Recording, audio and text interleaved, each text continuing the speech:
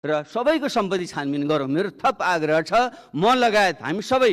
हिजो त हामी त साथीहरूले दिएको चाहिँ लुगा, जडुरी लुगा लगाएर हिँड्थ्यौँ, साथीहरूले दिएको चप्पल लगाएर हिँड्थ्यौँ। आज हामी कसरी सुटेडबेड भएका छौँ, कसरी चिल्ला कार चढेर हिँडेका छौँ, कसरी हाम्रा महल छन्। सम्मानीय प्रधानमन्त्रीको अस्ति तेह्रथुमको चाहिँ बुकुरो हेर्दाखेरि मेरो पनि त्योभन्दा अलि राम्रो छ मेरो घर गोर्खामा।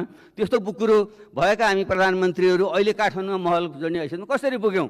म अलिकति गणितमा चासो राख्ने मान्छे पनि हो, अर्थमन्त्री पनि गोइ टोपलेको मान्छे। मैले जति लाख प्रयत्न गर्दाखेरि पनि हाम्रो कमाइले, हाम्रो जुन देखिएको दृश्य कमाइ छ, तपाईँ हाम्रो कसैको पनि दृश्य कमाइले त्यो बुकुरो घरबाट यहाँका काठमाडौँमा महल बनाउने हाम्रो हैसियत पुग्दैन। यसको छानबिन गरौँ। त्यसको निम्ति म सबैसँग आग्रह गर्न चाहन्छु। लोकमान प्रवृत्ति भनेर हामीले चिनेका छौँ।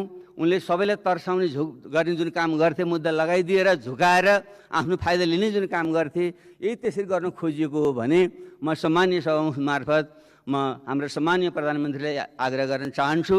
जति बेला हामीले 2051 सालमा जनयुद्धको हामी तयारी गर्दै थियौँ, त्यति बेला चर्चित भित्तेकाण्ड भएको थियो र त्यति बेला सिंहदरबार अगाडि म लगायतका साथीहरू, उहाँ गृहमन्त्री हुनुहुन्थ्यो, उहाँलाई हामीले चाहिँ ज्ञापन पत्र बुझाउन जाँदा उहाँको अरिगाल सेनाले मलाई आएर खुकुरीले हानेको प्रसङ्ग अहिले पनि याद छ।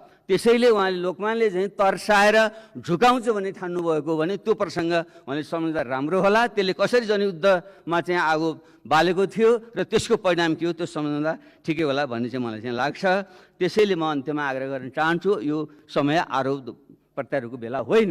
मैले निरन्तर भनेको छु, तत्कालीन माओवादीको तर्फबाट हामीले संविधान सभामा प्रस्थान गर्दा पनि भनेका थियौँ, भ्रष्टाचारलाई नियन्त्रण गर्ने हो भने प्रधानमन्त्री, प्रधान न्यायाधीश लगायतको निगरानी गर्ने र तिनीहरूलाई समेत कारवाही गर्ने हैसियत भएको चाहिँ एउटा निकाय चाहिन्छ। त्यसलाई चाहिँ यही निर्वाचित सदनप्रति जिम्मेवार हुने जनलोकपाल एम्बुड्सम्यानको व्यवस्था गरौँ भनेर हामीले त्यति बेला भनेकै हो। त्यसो भएको हुनाले अहिले जुन संविधान संशोधनको चर्चा आएको छ, भलै केही मान्छेलाई जस्केलाबाट लगेर प्रधानमन्त्री बनाउने हो कि भन्ने चर्चा पनि आएको छ र संवैधानिक राष्ट्रपति अधिकार थप्ने कि भन्ने कुरा आएको छ। यो त सत्ताधारी मान्यज्यूहरूलाई नै थाहा होला। म त्यसबारे केही टिप्पणी नगरी के भन्छु भने संविधान संशोधन गरौँ, गर्न पर्छ, तर त्यो जस्केलाबाट प्रधानमन्त्री बनाउने तरिकाले संविधान संशोधन होइन। प्रत्यक्ष निर्वाचित कार्यकारी राष्ट्रपति प्रणाली र समानुपातिक संसद र जनलोकपालको व्यवस्था गर्नुको निम्ति संविधान संशोधन गरौँ र सबैको सम्पत्ति छानबिन गरौँ। मेरो थप आग्रह छ, म लगायत हामी सबै। हिजो त हामी त साथीहरूले दिएको चाहिँ लुगा, जडुरी लुगा लगाएर हिँड्थ्यौँ, साथीहरूले दिएको चप्पल लगाएर हिँड्थ्यौँ। आज हामी कसरी सुटेडबेड भएका छौँ, कसरी चिल्ला कार चढेर हिँडेका छौँ, कसरी हाम्रा महल छन्। सम्मानीय प्रधानमन्त्रीको अस्ति तेह्रथुमको चाहिँ बुकुरो हेर्दाखेरि मेरो पनि त्योभन्दा अलि राम्रो छ मेरो घर गोर्खामा। त्यस्तो बुकुरो भएका हामी प्रधानमन्त्रीहरू अहिले काठमाडौँमा महल जोड्ने हैसियतमा कसरी पुग्यौँ।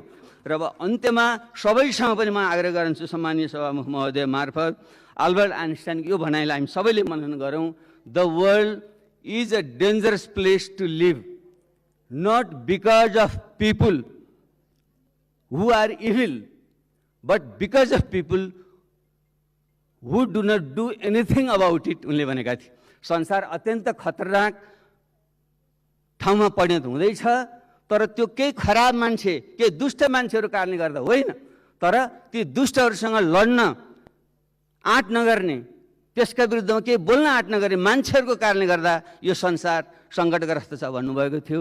ध्यान दिउँ। धन्यवाद।